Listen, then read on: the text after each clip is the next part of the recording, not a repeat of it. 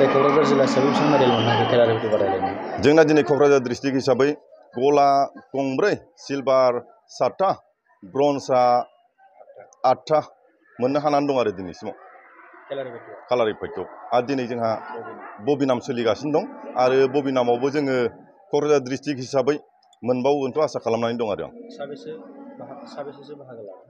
बेवहाय जोंहा गासै 50आनो, माने जोंना कालार रेफारि गेलेग्रायानो बबिनामखौबो गेलेयो। आरो आं रायजो राजानो दिनै फोरमायहरबावनो लुबैदों दि मोनसे माने जोंना कालार रेफारि ट्रेनिंखौ आंनो होबाय थायो। दतमा हायार फिल्डआवनो आङो होबाय थायो आरो सानडे आरो वेडनेसडे, सेटारडे बे बारायाव आङो होबाय थायो गथ'फोरखौ।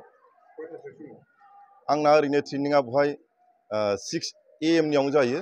मानो होननानै बुङोबा माखासे गथ'फ्राबो स्कुल हमफिननायनि सुबिदानि थाखाय आङो फुंनि बेलायावनो प्रेक्टिसखौ होनाय जायो आरो।